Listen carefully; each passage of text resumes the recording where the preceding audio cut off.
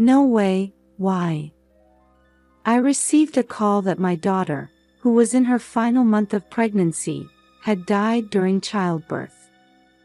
Apparently, she had already been returned home, so my husband and I rushed over immediately.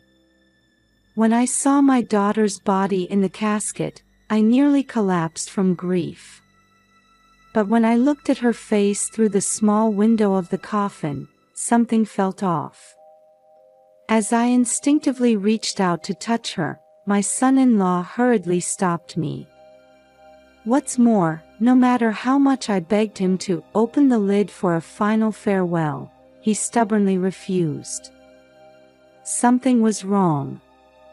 When I found a moment to examine my daughter's body discreetly, I, as a nurse, was certain.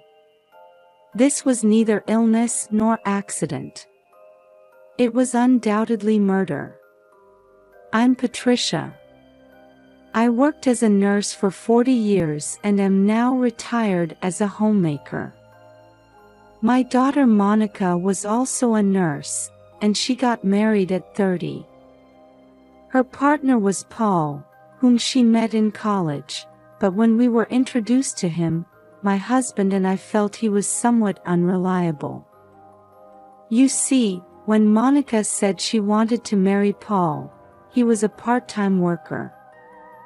Although he had the respectable qualification of a pharmacist, he hadn't taken up that profession after graduating from college.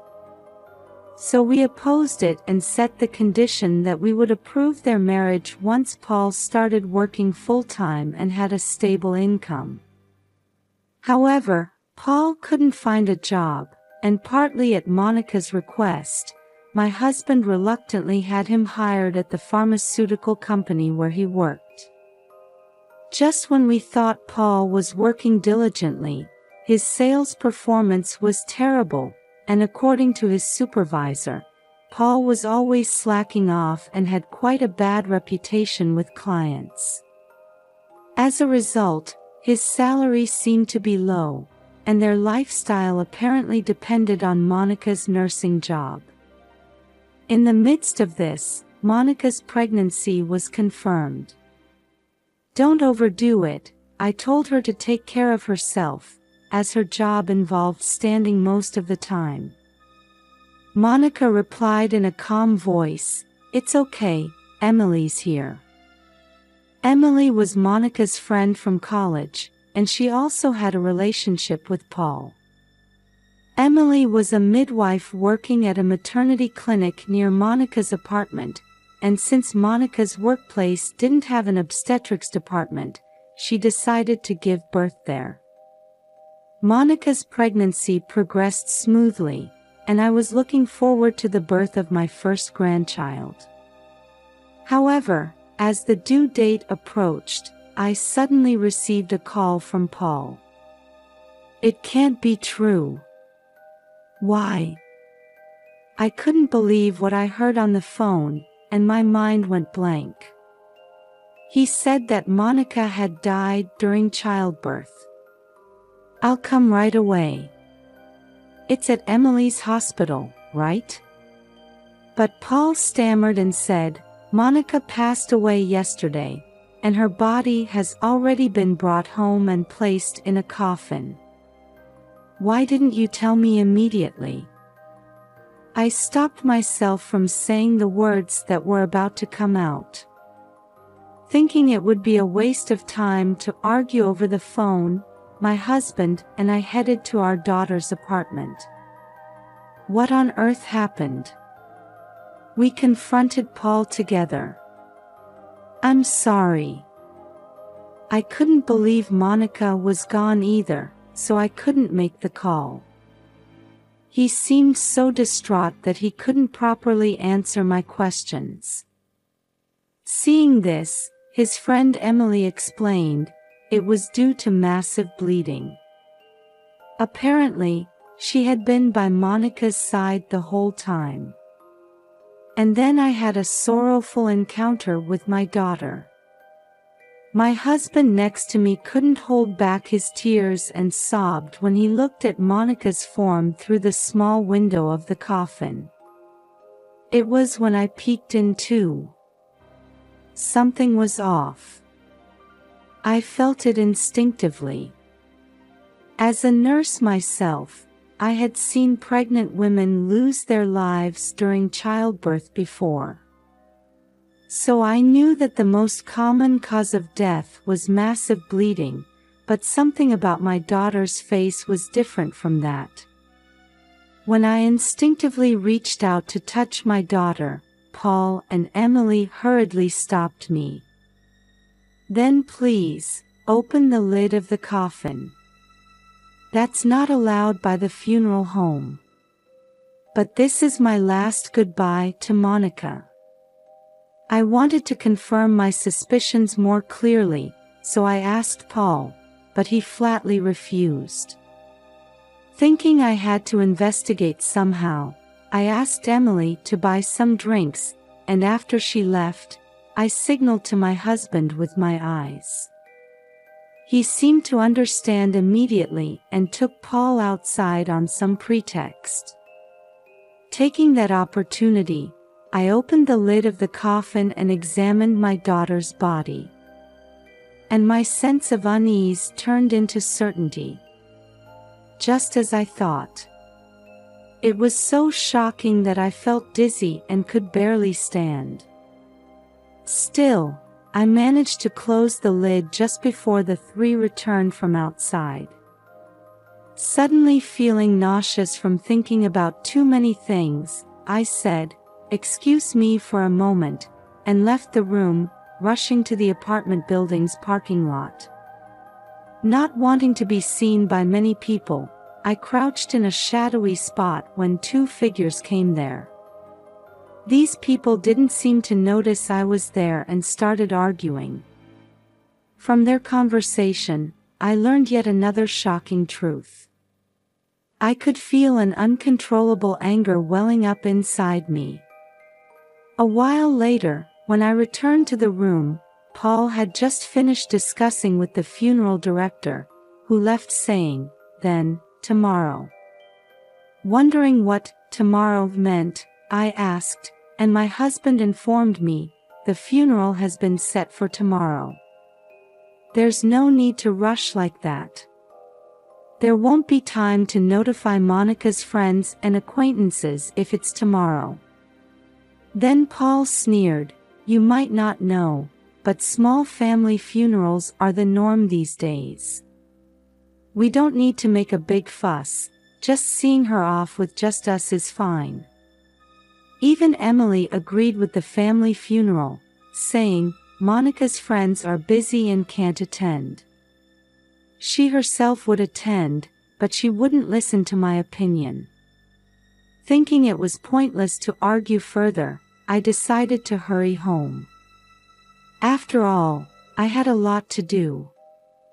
When I got home, I noticed an envelope in the mailbox.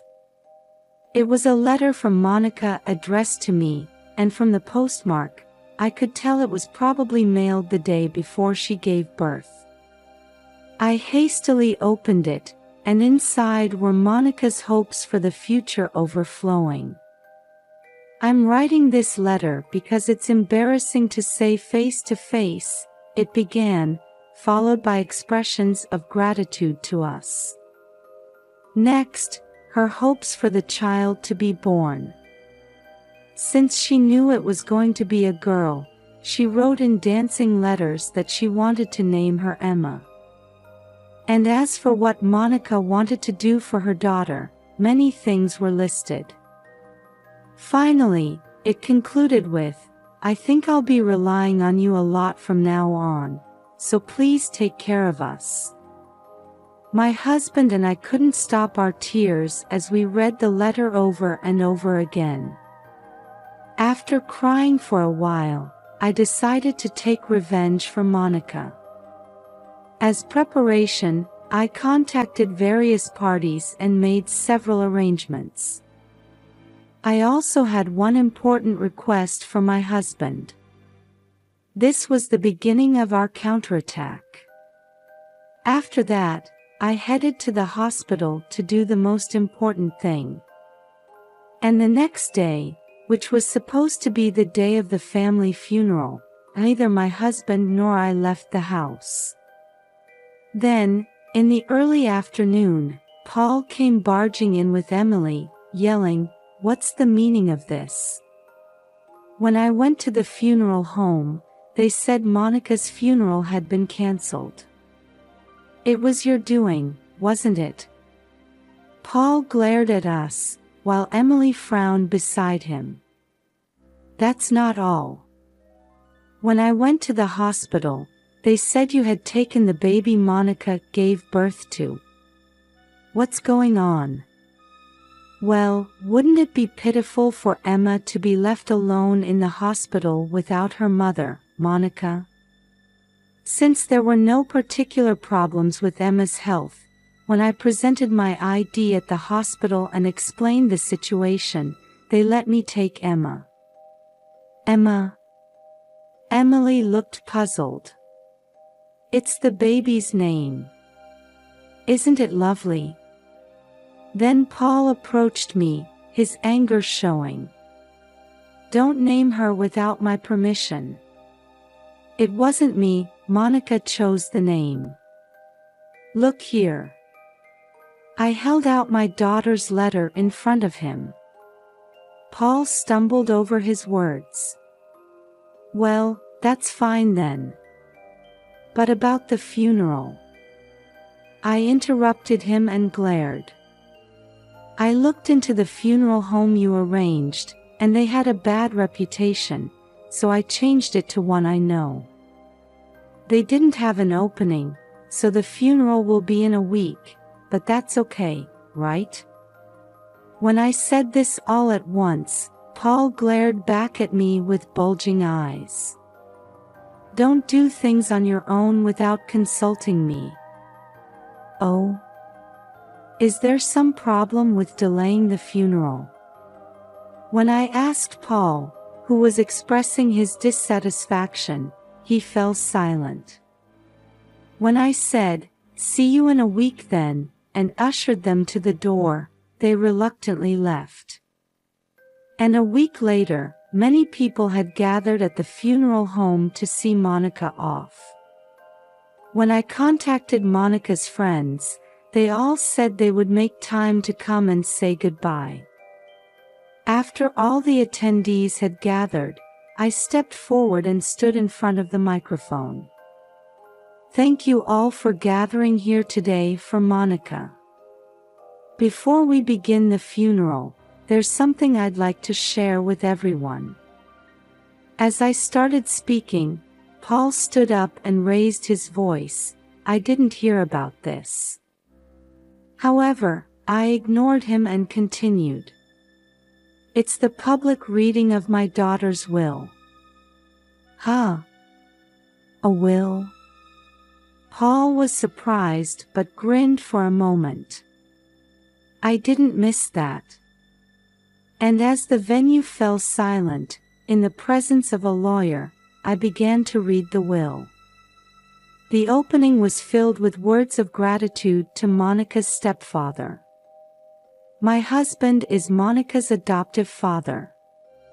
My ex-husband was wealthy, and when we first married, I was often badmouthed as a mere nurse after his money. In the end, unable to get along with his family, I left the house with Monica. After that, I met my current husband and married him when Monica was in kindergarten. We couldn't have children together, but my husband loved Monica as if she were his own." Some of the attendees who didn't know this fact were tearing up. "That's all irrelevant, hurry up and read the important part. Isn't that what everyone's curious about?" I ignored Paul's urging and continued reading. Monica's biological father had passed away when she was in college. At that time, Monica inherited a substantial estate.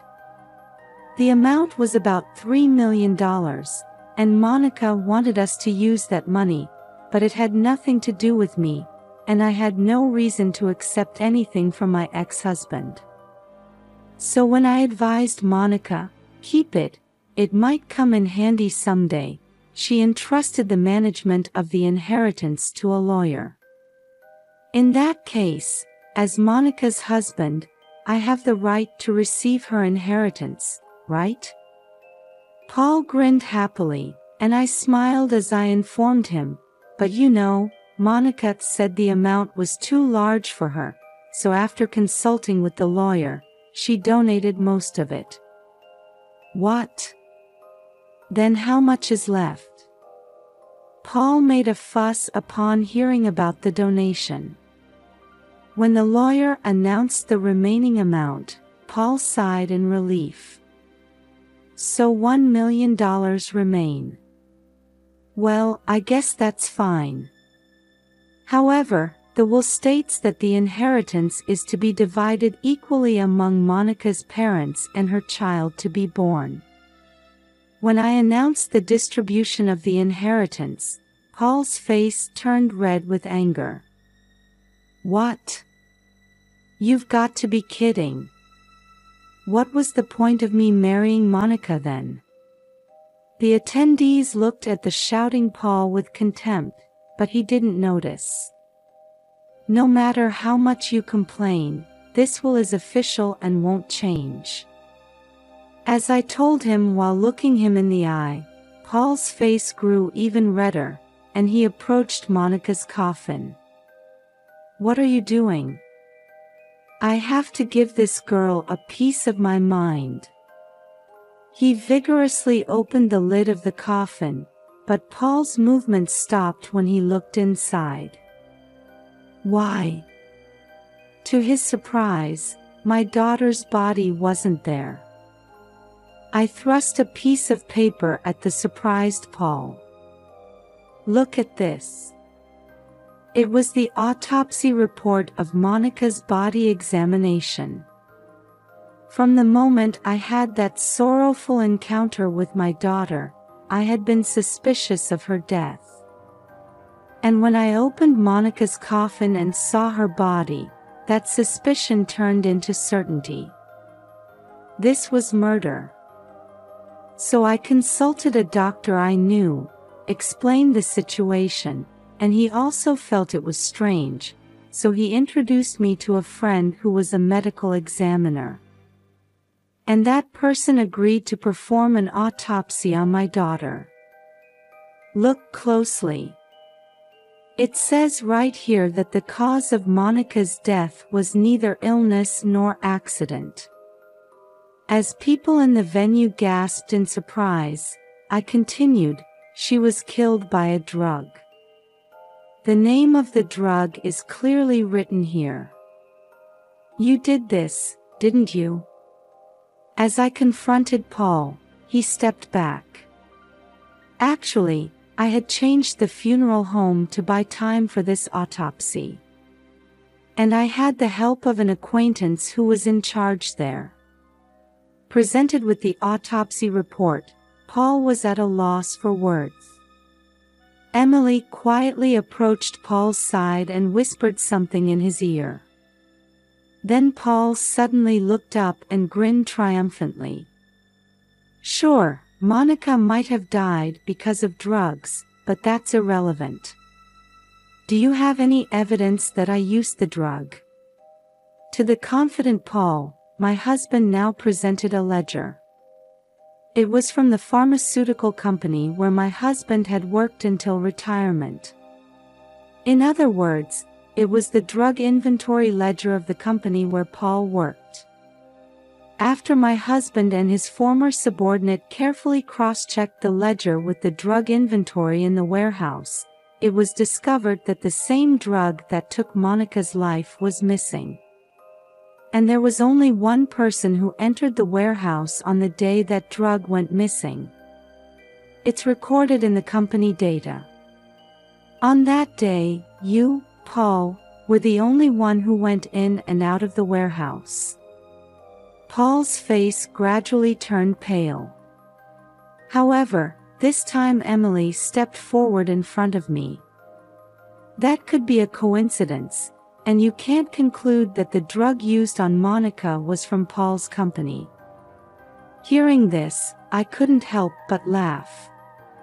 I took out my smartphone from my pocket and played an audio recording. It contained a conversation between a man and a woman. "These are your voices, right?"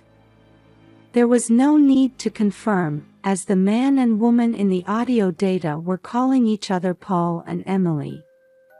I had turned the volume up to maximum, so the conversation echoed throughout the funeral home.